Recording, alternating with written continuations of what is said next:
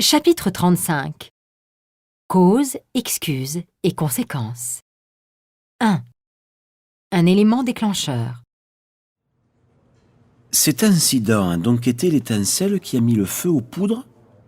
Oui, ça a été l'élément déclencheur, dans la mesure où le licenciement de cet employé ne paraissait pas justifié. Compte tenu de la situation de l'entreprise, on ne comprend pas la logique managériale, qui ne peut être imputée à de l'incompétence.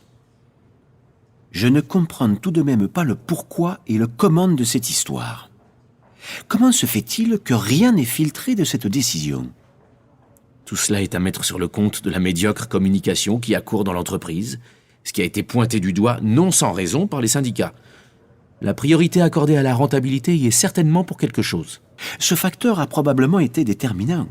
On sait le rôle majeur joué par nos actionnaires dans les orientations de l'entreprise. Cela dit, la décision me semble étrange.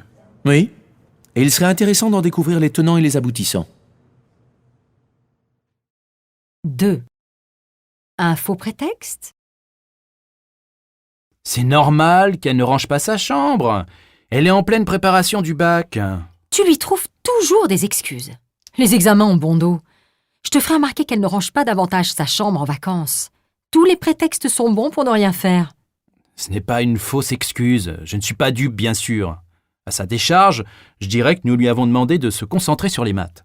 C'est la faute des maths. Franchement, chérie, à force de tout lui passer, elle ne fera plus rien. À quoi bon chercher à l'éduquer, alors? 3. Un faux pas du ministre. Cette décision a valu au ministre des critiques dans son propre camp et s'est soldée par un désaveu de la part de certains de ses collègues. Cela a également provoqué un tollé dans l'opposition et a donné lieu à des échanges particulièrement houleux à l'Assemblée nationale. Une telle déclaration entraînera certainement des remous dans l'opinion publique. Jusqu'à présent, ces opinions à l'emporte-pièce ne prêtaient pas à conséquence. Mais cette fois-ci, de fil en aiguille, on en est arrivé à douter de sa compétence. Moyennant quoi, il perd une partie de sa crédibilité. Oui, c'est l'effet boule de neige. Voilà ce que c'est de parler étourdiment. Ce qui est assez étonnant chez un vieux loup de la politique. Comme quoi, le plus chevronné n'est pas à l'abri d'une bourde. Du coup, certains en viennent à demander sa démission. On se demande quelles seront les retombées de cette histoire sur sa carrière.